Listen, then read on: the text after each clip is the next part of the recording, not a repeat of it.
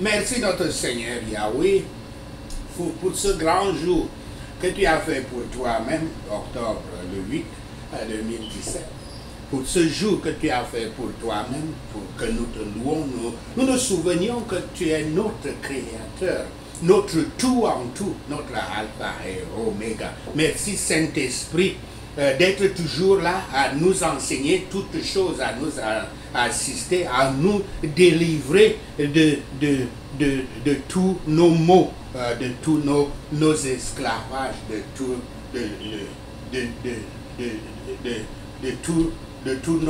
nos prisons. Merci pour ce jour, pour l'écriture que tu nous as donnée. Ce jour, Somme 146, versets 1 à 3. Je lis: Louez Yahweh, mon âme loue Yahweh. Je louerai Yahweh tant que je vivrai. Je célébrerai mon Dieu tant que j'existerai. Ne vous confiez pas aux grands, aux fils de l'homme qui ne peuvent sauver. Fin de citation. Ceci est la parole de Dieu. Béni soit ton saint nom, Yahweh. Aujourd'hui, notre Seigneur nous dit: fais confiance à Yahweh, pas à l'homme. Fais confiance à Yahweh, pas à l'homme. Comme l'écriture se termine par ne vous confiez pas aux grands, aux fils de l'homme qui ne peuvent sauver. L'écriture originale en hébreu se traduit plus précisément par qui ne peuvent aider. Qui ne peuvent aider. Y a-t-il jamais une aide de l'homme? Là est la question. Y a-t-il jamais une aide de l'homme? Première partie, l'homme ne peut pas vous aider. L'homme ne peut pas vous aider. L'écriture de ce jour de Yah dit: ne vous confiez pas au prince. Fin de citation. Ne vous confiez pas au prince. La pensée dans le psaume 118, versets 8 à 9, est ici élaborée avec une allusion distincte à Genèse 2, verset 7, qui parle de l'homme qui quitte sa famille et puis se joint à la femme, et les deux forment une même chair, et à Genèse 3, 19. Ce verset, sans doute, était dans l'esprit de Shakespeare. Je sais que ceux qui sont dans la formation française, qui ont eu l'éducation française, souvent ne connaissent pas Shakespeare. C'est un Molière des Anglais. Donc ce verset sans doute était dans l'esprit de Shakespeare quand il fit dire à Wolsey, je cite: oh, combien misérable est ce pauvre homme qui s'accroche aux faveurs des princes. Fin de citation. Mais dans ce somme, ce n'est pas le caprice des princes comme dans des cas notables, mais leur fragilité comme homme qui est déclarée indigne de confiance. Vous êtes invité à éviter de faire confiance aux personnes puissantes afin que Yahweh puisse avoir toute la louange. Ceci me rappelle,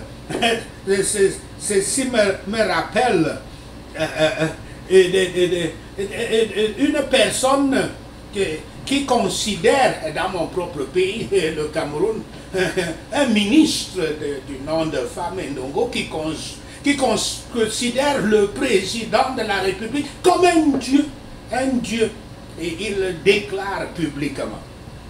Donc vous êtes invité à éviter de faire confiance aux personnes puissantes, afin que Yahweh puisse avoir toute louange. D'où il interdit toute confiance vaine, qui montre que par nature nous sommes plus enclins à faire confiance aux créatures qu'en Dieu le Créateur. L'appel donc c'est: confiez-vous à Yahweh plutôt qu'à l'homme, quel qu'il soit, quelque élevé qu'il soit, l'homme. Il y a un travail de protection et de salut qu'aucun homme, quelque élevé qu'il soit, ne peut accomplir pour vous. Une œuvre que Yahweh seul, qui est le créateur de toutes choses et qui ne meurt jamais, peut accomplir. Parce que les hommes meurent. Vous comptez sur eux. Aujourd'hui, vous comptez sur eux, vous placez toute votre confiance en eux et demain ils meurent. Ou bien ils tombent de sa haute position qui vous faisait le voir comme un Dieu. Comparez également ce verset avec Ésaïe 2, verset 22 qui dit « Cessez de vous confier en l'homme dans les narines duquel il n'y a qu'un souffle, car de quelle valeur est-il » Fin de citation. Ne mettez pas votre confiance dans un simple homme né d'une femme. Ne mettez pas votre confiance en Abraham, même comme il est le père des fidèles, dont les Juifs se vantaient, comme dans leur livre Misdrash, ni en Moïse, comme dans leur livre Arama, ni en Cyrus, le roi perse, comme dans Obadiah. Non, ni même en David lui-même, ni en aucun des princes du monde ne placez votre confiance. Car quelque grand qu'il puisse sembler, ou quel que soit l'honneur et l'estime qu'ils puissent avoir, ils ne sont que des fils des hommes. Ils ne sont que des pauvres hommes mortels. Ils ne sont que des êtres qui meurent, comme tous les hommes, bien qu'ils soient appelés des dieux, comme quand ils sont dans leur position de grandeur, comme je donnais cet exemple dans mon pays. Mais aucun homme au Fils de l'homme, qu'il soit ce qu'il veut, quel que soit ce qu'il veut, ne doit mériter notre confiance. Il y a une malédiction sur l'homme qui fait cela, comme cela est dit dans Jérémie 17, verset 5.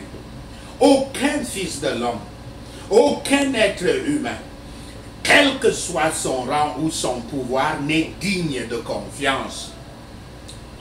Maintenant, l'appellation fils de l'homme, entre guillemets, fils de l'homme qu'il y a dans cette écriture, a souvent été appliquée par notre Sauveur, Yahshua Christ, à lui-même, pour exprimer énergiquement l'idée qu'il était un homme, qu'il avait une nature humaine, qu'il avait été identifié pour la mission, qu'il était un frère, un souffrant comme nous tous, un ami de l'homme, qu'il n'était pas un être froid et abstrait, tellement exalté qu'il ne puisse pas ressentir ou pleurer sur les péchés et les malheurs d'un monde déçu, un monde déchu et souffrant. Ceci, c'est qu'il nous dit qu'il est un homme, même comme il était Dieu incarné en homme. Le langage ici, cependant, dans notre verset, et il est à peine nécessaire de le dire, ne se réfère pas à Yahshua Christ, à Yahshua Christ évidemment. Il est juste de faire confiance à Yahshua Christ. Nous n'avons aucune autre personne en qui faire confiance.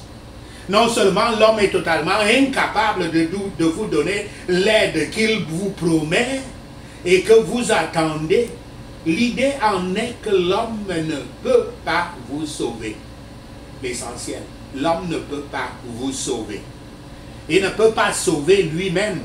À plus forte raison, il ne peut pas sauver les autres. Toute aide qui ne conduit pas au salut n'est pas une aide du tout. Seul le salut est la véritable aide.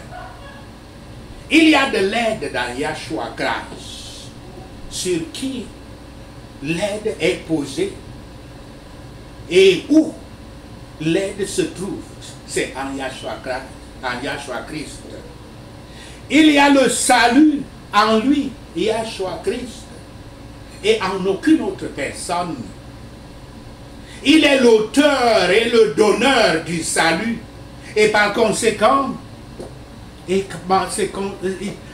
par conséquent, lui, et non pas une autre personne, mérite la confiance, notre confiance.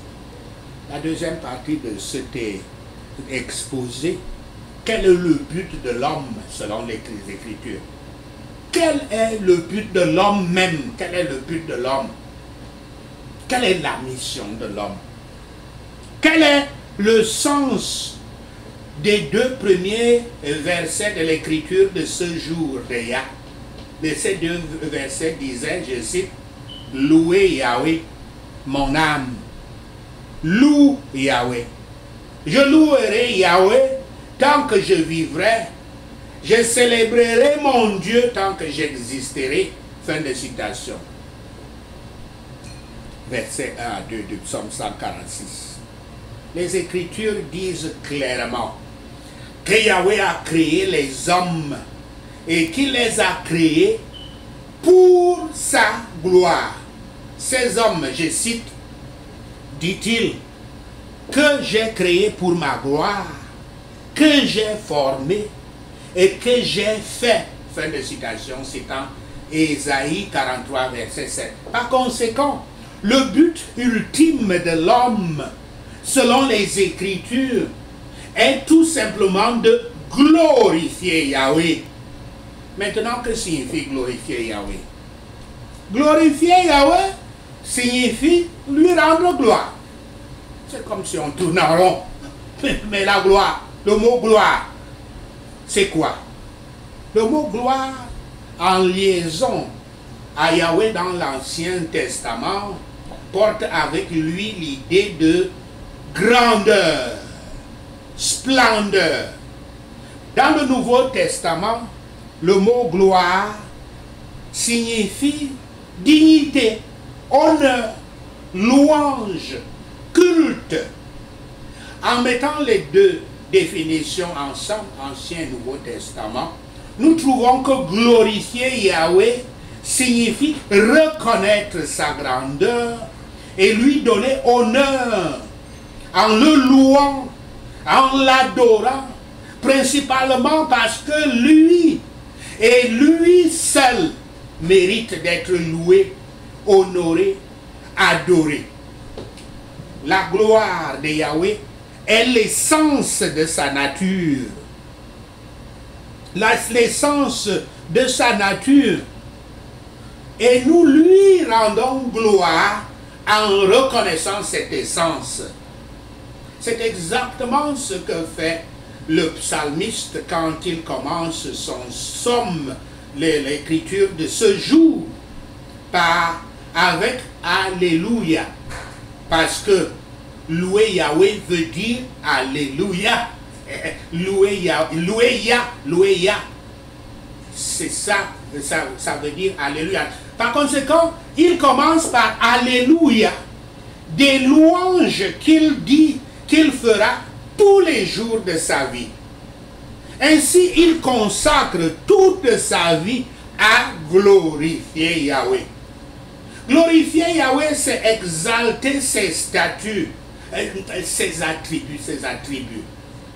C'est-à-dire sa sainteté, sa fidélité, sa miséricorde, sa grâce, son amour, sa majesté, sa souveraineté, son pouvoir et son omniscience, pour ne citer que quelques-uns, en les répandant dans nos pensées et en racontant à d'autres la nature singulière du salut que lui, Yahweh, offre. Une question plus difficile à répondre, peut-être difficile à répondre, peut-être difficile, c'est à quoi cela ressemble-t-il de glorifier Yahweh. Dans le psaume 100, versets 2 à 3, on nous dit d'adorer Yahweh avec joie. Et je cite, « Sachez que Yahweh est Dieu, c'est lui qui nous a fait et nous lui appartenons. Nous sommes son peuple et le troupeau de son pâturage. » Fin de citation. Une partie de ce à quoi ça ressemble de glorifier Yahweh est de reconnaître qui est Yahweh, notre Créateur pour commencer, et de lui, et de le louer, et de l'adorer en tant que tel. Nous accomplissons notre but de glorifier Yahweh aussi en vivant nos vies, nous vivons une vie en restant en relation avec lui, et en le servant, ce qui veut dire en lui obéissant fidèlement, comme cela est dit dans 1 Samuel 12, verset 24, dans Jean 17, verset 4. Puisque Yahweh a créé l'homme à son image, comme cela est dit dans Genèse 1, verset 26 et 27, le but de l'homme ne peut être accompli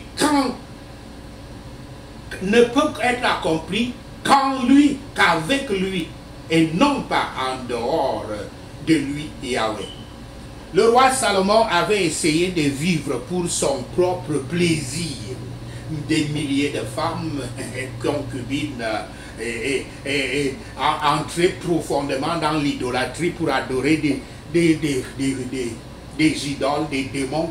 Mais à la fin de sa vie, il avait conclu que la seule vie utile est celle qui honore et obéit à Yahweh.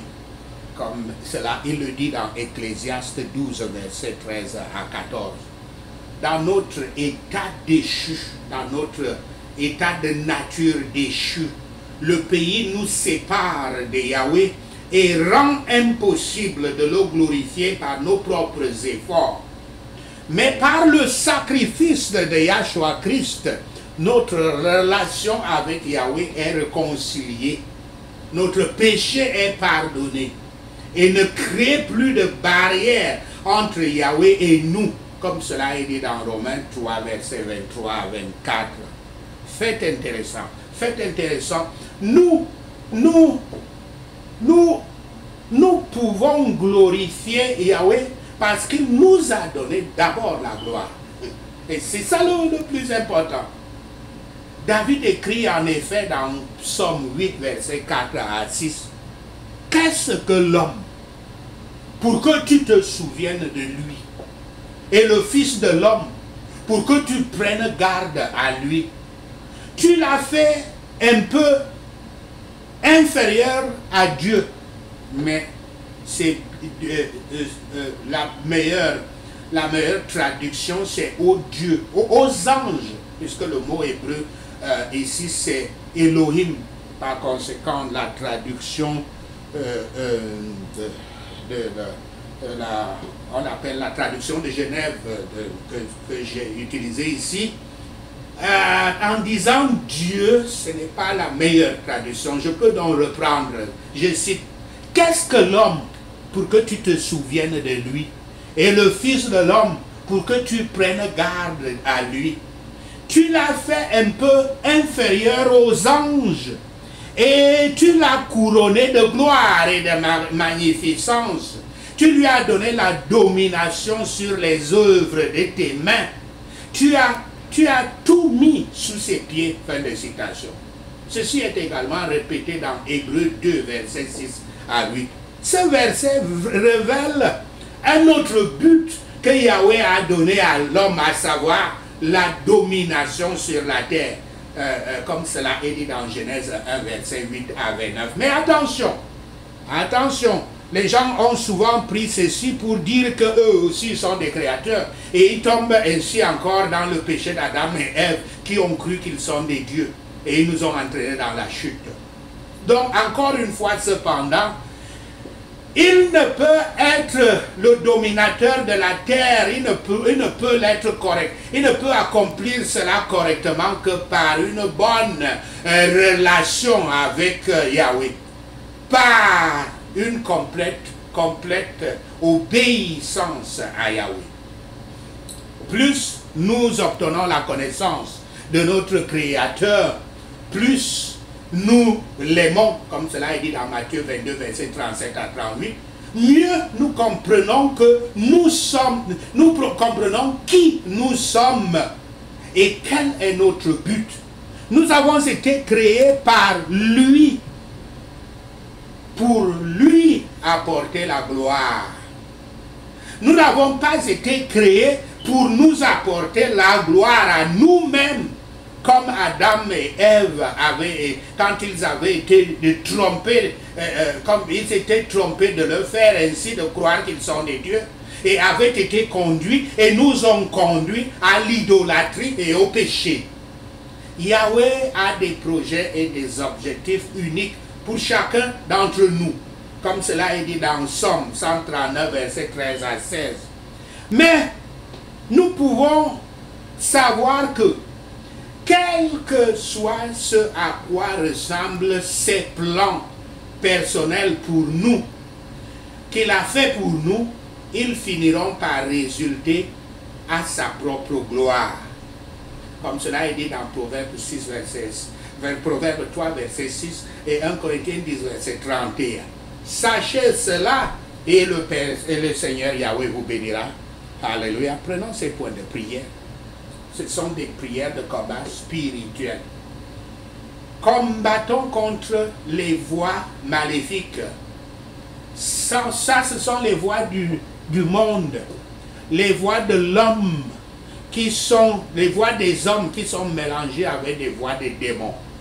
C'est de ça qu'il est question. C'est pour ça que nous ne devons jamais faire confiance à l'homme. Parce que lui, même quand on croit qu'il est innocent, il est influencé par ces démons. Prions. Tout pouvoir qui veut que je souffre pour les fautes des autres disparaît et meurt par le feu du Saint-Esprit. Au nom de Yahshua le Messie, nous prions. Tout pouvoir qui trouve la joie dans mes larmes disparaît et meurt par le feu du Saint-Esprit. Au nom de Yahshua le Messie. Toute barrière routière maléfique vérifiant mes percées dans les lieux célestes, dispersez-vous par le tremblement de terre de Yahweh au nom de Yahshua le Messie. Tout homme fort, confisquant mes percées, libère-les, tombe et disparaît au nom de Yahshua le Messie. Toute sirène satanique, effrayant mes secoureurs, soit réduite au silence par le sang du Christ au nom de Yahshua le Messie. Toute voix maléfique parlant contre moi soit réduite au silence par le sang du Christ au nom de Yahshua le Messie. Toute voix maléfique parlant contre mes percées meurt par le tonnerre au nom de Yahshua le Messie. Toute voix maléfique se levant contre ma vie soit réduite au silence par le feu du Saint-Esprit au nom de Yahshua le Messie. Tout pouvoir appelant ma tête devant des miroirs maléfiques, disperse-toi et meurs avec tes miroirs au nom de Yahshua le Messie. Tout embargo satanique placé sur ma vie, éteins-toi au nom de Yahshua le Messie. Toute clé de mes percées enterrée sous la terre, viens et localise-moi au nom de Yahshua le Messie. Tous aimants des percées, ma vie est disponible. Entrez dans ma vie au nom de Yahshua le Messie. L'Écriture mentionnait les différentes régions de votre vie où le mal a été prononcé, la malédiction a été prononcée contre vous. Et priez comme ça. Je brise l'épine dorsale de tout pouvoir qui parle du mal, qui maudit dans ma vie et mon destin, le domaine de prospérité de ma vie, vous continuez à citer au nom de Yahshua le Messie. Tout ordre du jour, des voix méchantes pour ma vie, disperse-toi par le tonnerre de Yahweh au nom de Yahshua le Messie. Toute bataille se déclenchant toujours à l'approche de mes percées, disperse-toi par le feu du Saint-Esprit au nom de Yahshua le Messie. Tout livre d'échecs générationnels portant mon nom prend feu et brûle en cendres au nom de Yahshua le Messie. Tout mauvais décret et verdict prononcé pour me rendre pauvre soit annulé par le sang du Christ au nom de Yahshua le Messie. Yahshua est devenu pauvre pour que je puisse être riche, dont je suis riche. La pauvreté n'est pas ma portion au nom de Yahshua le Messie. Tout carcan de stagnation, brise-toi par le marteau de Yahweh au nom de Yahshua le Messie. Toute ombre de la haine me couvrant et créant des problèmes pour moi dans le mariage, soit ébranlée par le feu du Saint-Esprit